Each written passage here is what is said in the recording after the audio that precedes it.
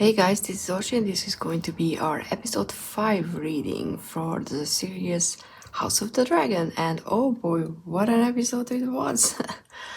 A lot has happened, and I know that there's going to be another time jump before the next episode, or for the next episode. So it's not like the show is slowing down. So yeah, let's start because there's a lot has happened. And I quite liked how I think with this series, because they are more free from the book, I guess, they can be more free structuring the stories, because there's definitely, there's always parallels between what they want to show for each character. Last time it was, how sex can be different for different ruling classes, for different people who are playing different roles. Now it was all about identity, what you are, who you are, what you're representing, and how far you can push someone with, without what's the word, without attacking that identity, or cornering someone, pushing someone in the corner. And I'm thinking about the knight, Sir Christoph, I guess. Yeah, I'm horrible with names. But yeah, okay, I don't know why there's the emperor that just popped off. I was not thinking about a question, but I was thinking about him. So okay. Okay, let's talk about him then first, and let's leave the emperor here, because if you think about what happened to him, he had a really strict sort of personality and identity that was connecting to everything that he was standing for as a knight. You know what that meant.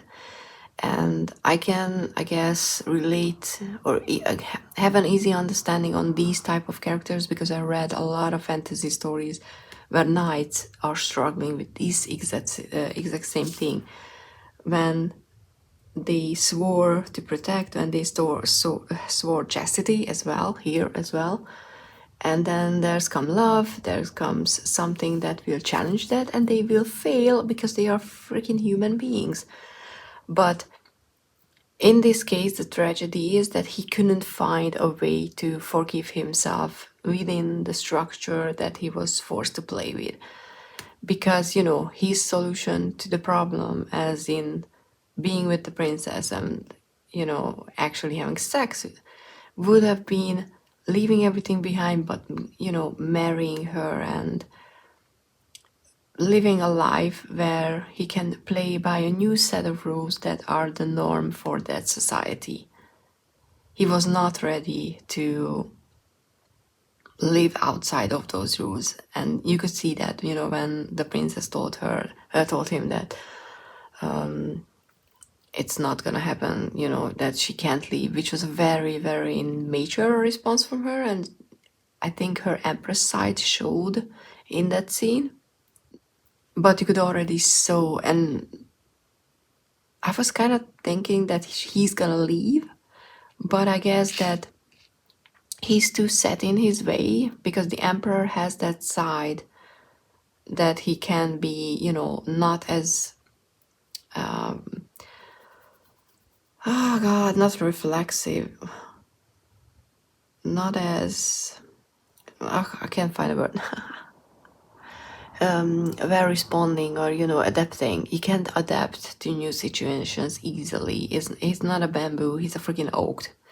And that was obvious from the get-go of this episode, but they really pushed it to where it can go when things are going down into the negative side of things. Because how he killed the other guy at the end, that was against and for everything that he was trying to beat that demon out of himself. But unfortunately, he really murdered that guy. But that guy, the lover of the new king consort, really misjudged his character, because he went with the typical, oh, you're okay with being the lover of the princess, and I can see that. So if we just say that out loud and admit to ourselves and make a sort of a deal that we're gonna just be okay with that, and that's fine. But his whole identity was portraying an image, being the sword protector and taking that seriously. And that was the last straw, because before that he admitted his sin to the queen, and the queen didn't punish him as he hoped. So he was looking for that punishment that he felt he needed to. That's why he wanted to commit suicide at the end.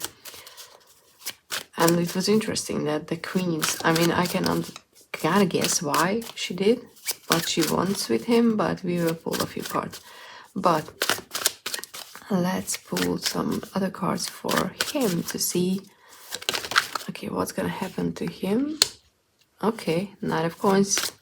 He's definitely a Knight of Coins, I would say. He's a very slow-moving, loyal, guy. Okay, interesting. I wouldn't expect the sun to come. It can mean clarity, but it could also mean that he's gonna find a new purpose. I'm thinking about, because of the queen, that what the queen is going to want with him. He's gonna find redemption, and he's gonna find a way to put things back in order for him and for his word. But not gonna lie, I was not expecting the sun. It didn't feel like a sun situation. Okay. Oops. Let's see. Okay, let's continue with the queen. Now that we picked her scent up, so to speak. And I really like, okay, not like, I don't like what's going on, but I completely understand. And I think I'm more understanding with the queen because of Sansa. Because she does remind me of her. Oh, justice, okay. 5 of swords. No, it's 5 wands. Okay. Justice is interesting, because what is justice for her in this situation even? Because she feels hurt because she lied, though technically she didn't.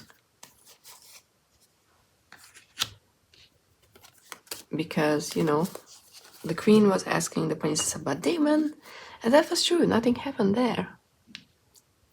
It's just that something happened with someone else. But what I'm getting from this card is that she feels that she has the right to get justice. This card very much gives me that. I mean, not necessarily in a revenge mode, but that I know that something unjust happened to me, and I'm ready to go after the people and, like, provide and make justice, or make justice happen. But we have a lot of conflict. We have the 5 of Wands, which is all about, at this stage, it's just about petty conflict. It's about conflict with other people, not really seeing who is on your side, because, I'm assuming that as the king dies and there's a new era begins, there's going to be a lot of shifting in political alignments, and that could be that. But we also have the 9 of Wands. And the 9 of Wands is interesting, because the 9 of Wands is foreshadowing what her father was saying, is that you're in a position where you need to protect what's yours. Because people will come after. In this case, there was a lot of foreshadowing with Aegon II and the baby and being a king, and instead of the princess and stuff like that. So this could be it, that she needs to protect what's hers, what she is standing for, as in that she's the queen. She has a male heir. and people can come for that from all sides, all different sides. It can be a princess, it can be other people, but it's just a very conflict-ridden period that's coming for the queen. So let's check on the princess, who is, I'm assuming, gonna be the empress pretty much from next episode. I hate that I know how the, certain things are changing, and I have, because of I had checked the cast on IMDb because I don't like going into TV shows knowing anything. Okay. Let's see. Four of Swords and the Page of Cups. Another page. In this case, I would think that it's her, because we had that page. The princess is dressed up as a page. Four of Swords, definitely, taking time out. But I kind of look at that. I mean, it's Jon Snow, and I would assume the priestess, and it's just that resurrection element. But what I see when I look at this is kind of like allowing yourself some time off to bury your father, and then deal with past issues before you move forward. Kind of closing off a chapter before getting back to the battle, because she's definitely a battle-y kind of person. Oh, okay. Page of Cups is definitely someone who's not very experienced in the realm of emotions, and that can be love. That can be, because I would say that she's very mature for her age. Otherwise, the only maybe area that she needs to go back to the beginning and be a bit more open is love, because she kind of lost that, I would assume, after this episode. Plus, she is now in a marriage with someone who pretty much would experience the loss of their love as the loss of the love of their lifetime, or something like that. It felt like that. So how do you be there for someone who experiences the loss like that, especially when for the outside world you're supposed to be this great couple? And we have the Queen of Coins, and it can be two things. Obviously, it can be that she's gonna she's gonna become a queen that has that fortune, that has enough financial resources to fight the battles, to take care of people, to be that provider. But I can't help to think about the, okay, I guess not official wife of Demon, because honestly I kind of missed it. He had someone else. Like I don't even know what I missed. I was not paying attention, I guess. But I can't help to think about her in this position, and then she's coming into play in some way. Because I would say Demon very much seemed like he was still, he was still interested in getting her, which is kind of interesting. And the way she was responding, she was letting that interested side out as well, which is like, yeah. You're too close to family-wise for me. Again, and yes, per usual. But they are very, very much alike. So I understand in a twisted way the attraction.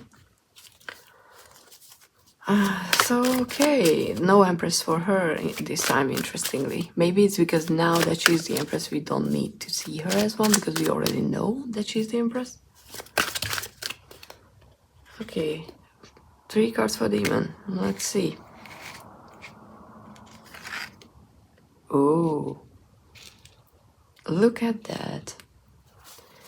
Jon Snow and Daenerys, a king of cups and a queen of spears, aka the Wands, and again the Nine of Wands. Who's gonna be her queen? His queen. Because this is definitely a pair that could rule the world. But I'm not entirely sure if this is actually, it can read in two ways at least. This is how he wants things to happen. He sees himself as this great, king, and because of the cups, he definitely, even if he doesn't want to really admit to himself, he is in love with the princess. And, she wants her to be his queen. Because the Queen of Spears is the Queen of Wands, who is the passionate one. There's love and passion. And this union would be all about not just love and, passion on a personal side of things, but definitely a couple who would rule with fire and, wage wars, because they would want to conquer and do and achieve great things.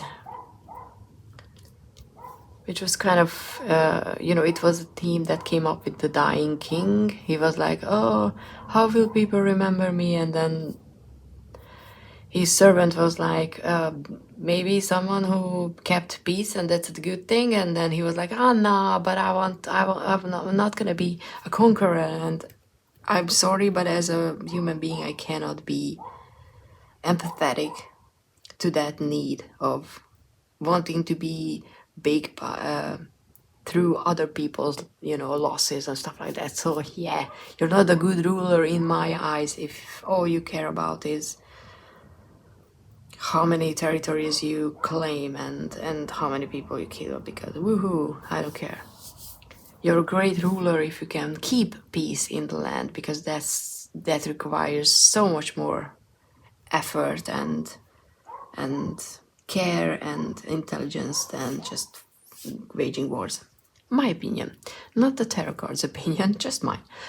But let's get back to this. So if he gets the girl, so to speak, they definitely are looking forward to a life of protecting that, wars left and right, or waging wars left and right. But I can't really say that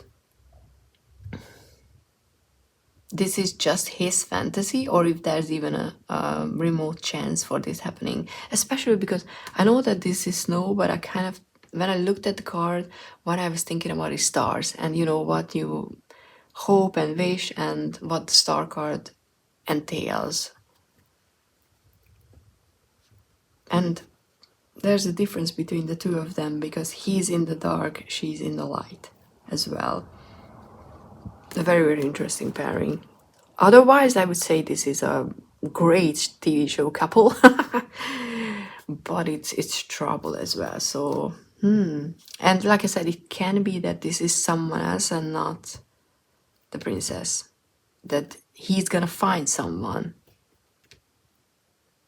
I mean, it could be the Sea Kings, whatever. There was a girl that he was dancing with. Could be.